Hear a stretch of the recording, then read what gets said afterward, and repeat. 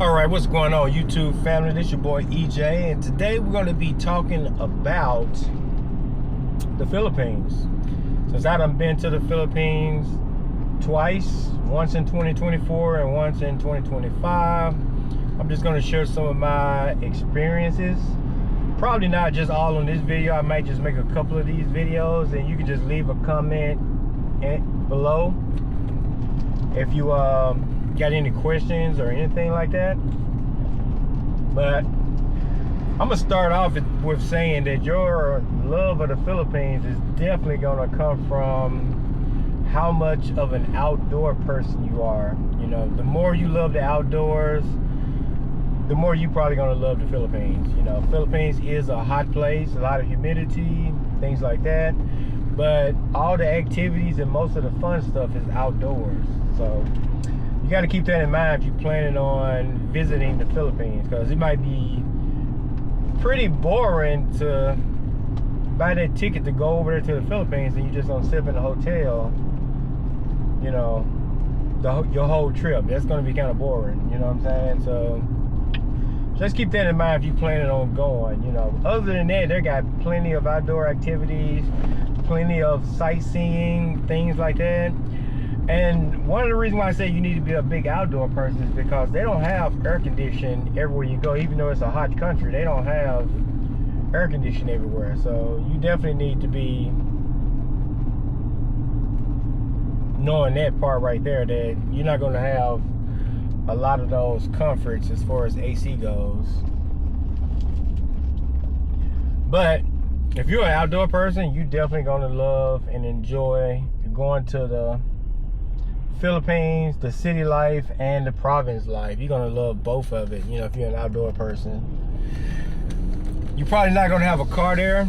You're probably gonna either rent a scooter or you're gonna use the Grab or taxis or trikes, Hubba Hubba, something like that. You know, mostly for foreigners, you're probably gonna use the taxis and the Grabs more so than anything, unless you are over there for a good while. If you're over there for a good while, then you're probably going to start using the scooters, and you're probably going to start using the Hubba Hubbas and trikes and stuff like that also.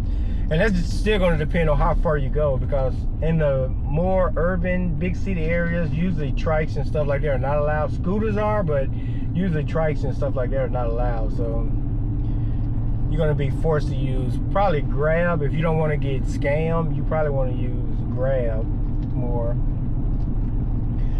Accommodations are excellent in the Philippines. I definitely like the fact that hotels and stuff are lower cost, because over here in America, you can spend a great deal of your travel money just in a hotel.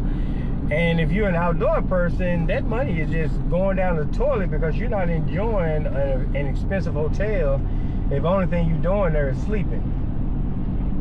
It's kind of, you know, I don't care how many amenities that hotel has. If you're not using them, spending all that money is kind of worthless. In the Philippines, you get the best of both worlds, and a lot of the Philippines accommodations can accommodate more than one person. So keep that in mind as well.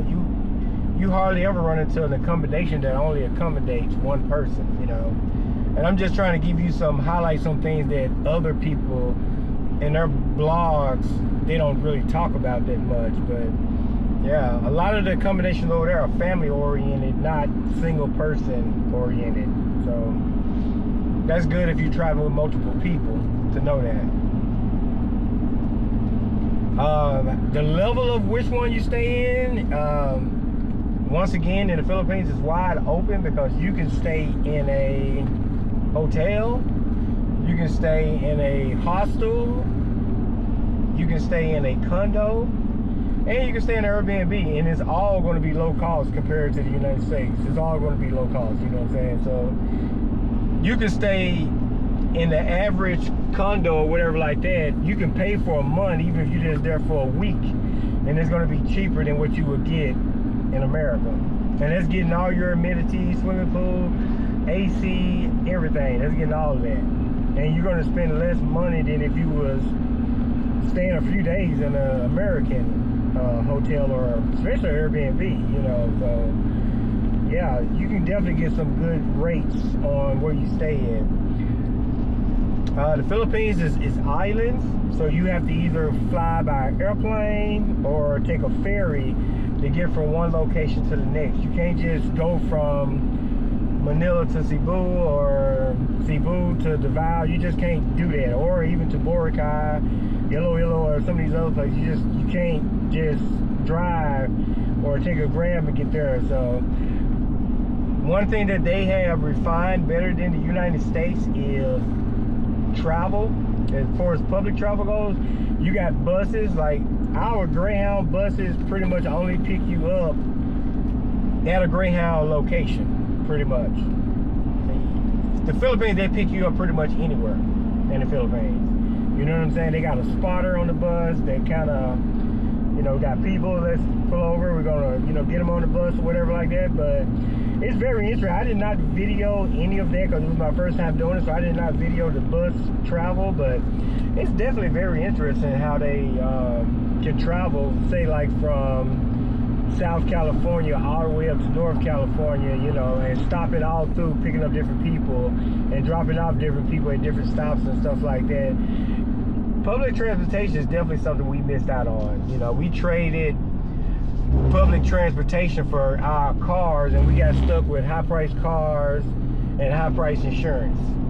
When technically we could be riding a bus and doing the exact same thing like doing in the Philippines for much, much cheaper cost, and it probably would take the car insurance down as well in the United States if so many people that couldn't drive wasn't driving, because they just had the ability to take public transportation. Because you got to make public transportation available to people in order for them to take it. You cut public transportation back, people are going to feel like I'm forced just to get a car because I can't go from here to there. Just like I can't go from the city I live in Georgia, to Macon without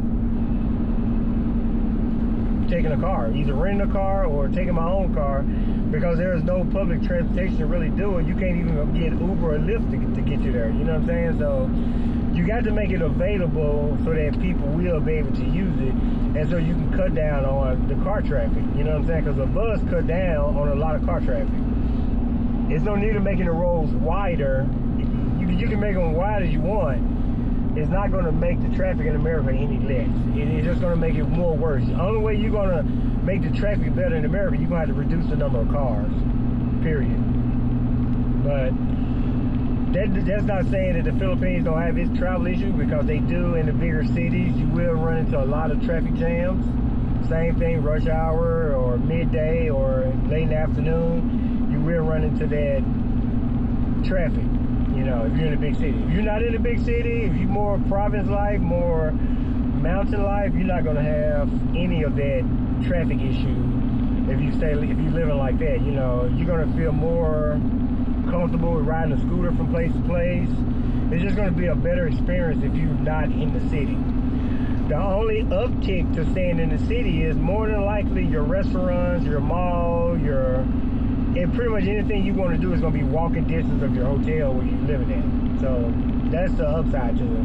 When you're in the province, you pretty much going to have to go out and shop, get everything you need, and then come back to wherever you're living at and cook your food and stuff like that. Because you're pretty much going to have to make a trip just to go to a restaurant if you're living in the province. You got to make a nice trip. Unless you're willing to eat the local food, which I can't recommend or not recommend you to eat the local food if you're in the province.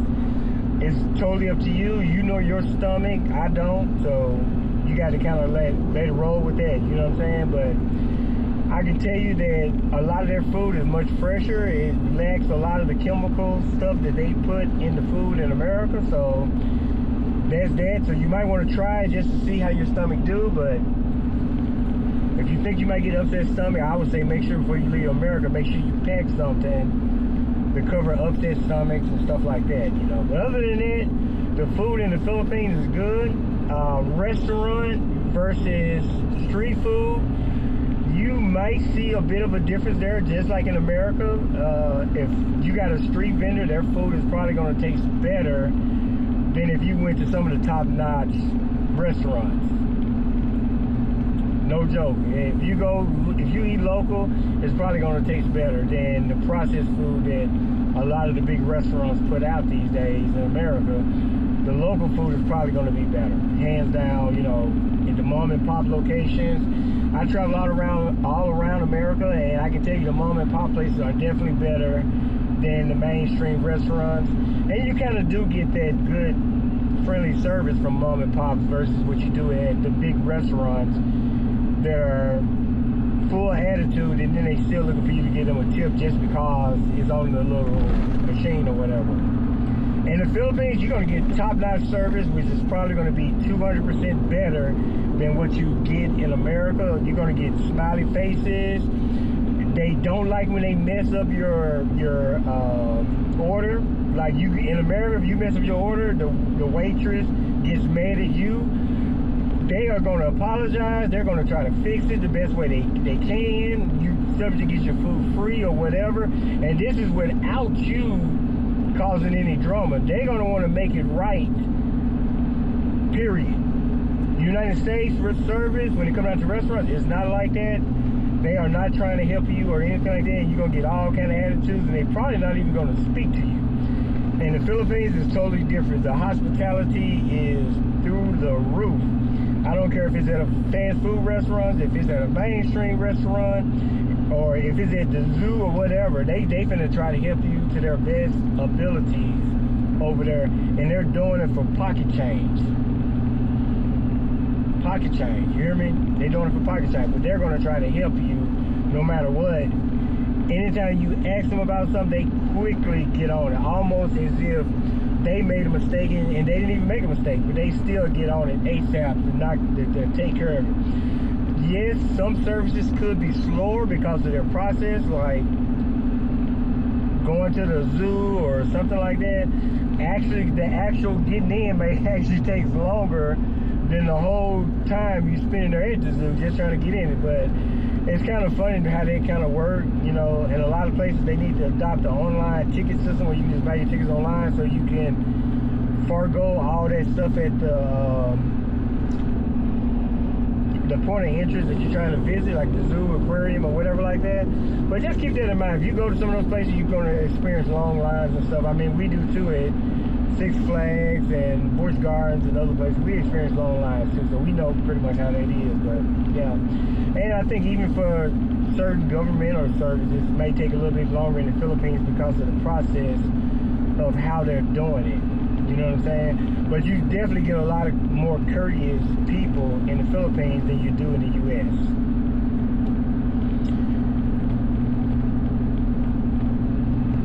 Cold water, now I haven't experienced the cold water issue but once, and that was in Siquijor, where we didn't have warm water, and you had to pretty much take a shower and stuff in cold water. But pretty much every hotel that I stayed in the Philippines, they had warm water, and it was no problem. I didn't experience but one brownout, and that was actually in Siquijor as well, and it happened overnight. It didn't happen during the daytime, so I didn't even realize it happened until the room started getting warm, and I realized that the AC had turned off because the power went out, and I just had to turn the AC back on, and it was back in business. So yeah, they do have brownouts in certain areas.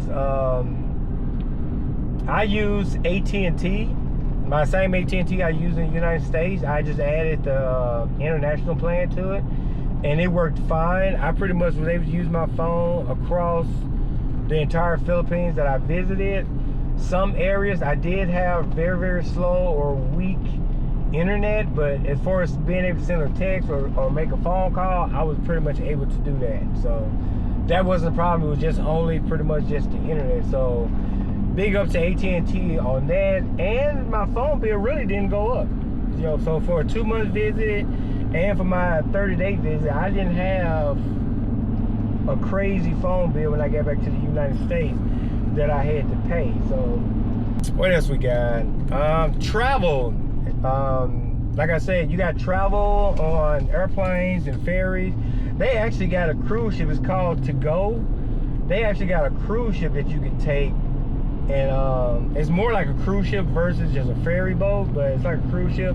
And you can take that, they got nice rooms, food, and stuff like that in it. The smaller ferries, they have some snacks. They don't have a lot of snacks. They do have some that you can get. But if you're looking for more of a cruise type experience, take it to go. I don't know if it goes everywhere, but it will take you from Manila to Cebu and Cebu back to Manila. I don't know where else it goes. I'll have to look into that and check to see what other locations that particular ferry goes to.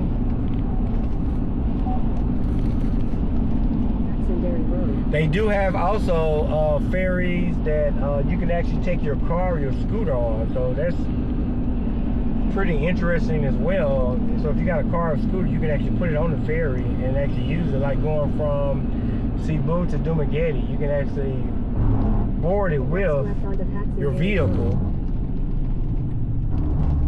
which is really nice, because scooters, I would say, is the cheapest form of transportation in the Philippines, especially since gas is pretty cheap over there too. So scooters is your best, especially if you own any of the little smaller islands, including Cebu.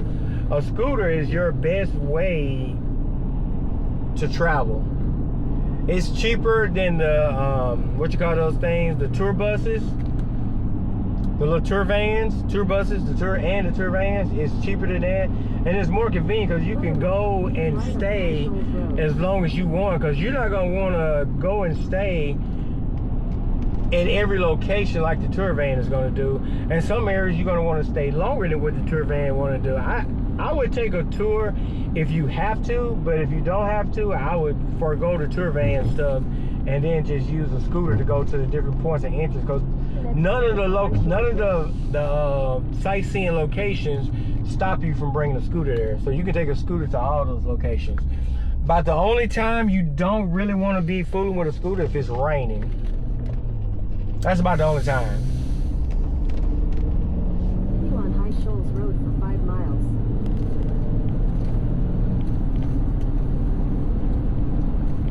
The other thing that you want to check out in the Philippines is for snorkeling. If you plan on snorkeling, scuba diving, or any type of water activities, I would make sure to bring water shoes from America. And if you're snorkeling, you might want to try to pack your snorkeling gear with you. I'm not a fan of using stuff like that somebody else done had in their mouth and I got to put it in my mouth. I'm not really a big fan of that. So I didn't do any of the snorkeling because of that fact, and I wasn't going to buy snorkeling gear because I actually have snorkeling gear here in the United States, the mask and the fin. So I wasn't really finna buy some just to go snorkeling in the Philippines. But the next time I go back, I'm gonna make sure I take my snorkeling gear with me so that I don't even have to worry about that when I'm there. And I'm pretty sure they sanitize that stuff well. I'm just saying, for me, I'm not gonna chance it.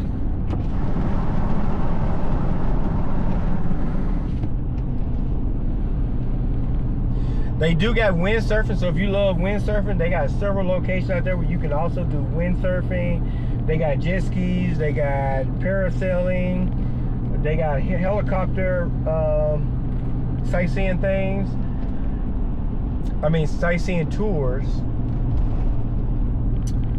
They got some volcanoes there where you can go and check out some volcanoes. I did not get a chance to check out a volcano, but I definitely will get a chance to check out the volcano when I go back. So that's one of the things that's going to be on the top of my list, is to check out the volcanoes when I'm there in the Philippines. Okay, and also, I can't really speak on theft because I didn't have any issues with that. I didn't have any negative issues in the Philippines whatsoever. So I'm just going to say, whatever activity you're trying to do, just be careful. And I'm not talking about any of the good activity, I'm talking about the bad activity. Just watch whatever kind of activity you're trying to get yourself into, you know, because you can cause yourself some problems over there. And I saw another vlogger from Georgia that was there, and he had an issue in the Philippines, and he totally handled it the wrong way. Totally handled it the wrong way. If you're having an issue with anybody in the Philippines, do not ask other Filipinos to tell the person that you're having problems with to leave you alone or anything like that. In the Philippines, they have officers everywhere because they officers don't really ride in cars. They kind of walk like they did back in the day, like in New York and stuff like that. They walk, you know what I'm saying? They be posted up at different locations. Your best bet is to go to one of them and let them handle it. Don't go to the locals and try to get a local to handle it. You know what I'm saying? You need to go to an authority figure and let the authority figure handle it, because you don't know what those people are saying and communicating back and forth to each other. If you don't speak their language, you don't know what they're really saying. So anytime you're having an issue over there, go to an authority figure. Don't go to a local and try to get a local to be the police when they're not the police. Just always think safe. You know what I'm saying? Always think safe first. And like I said, make sure if you into anything negative, don't go blabbing your mouth about it in the Philippines, telling everybody, and you're gonna met some nice Filipino or whatever, you're gonna tell her. No, don't do that. If you got something negative going on, your best bet is to keep all that to yourself. Don't tell it to nobody.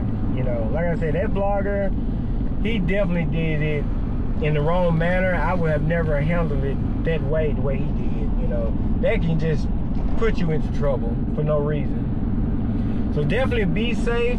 But also, you need to make sure you're minding your business and taking care of what you need to take care of properly as well.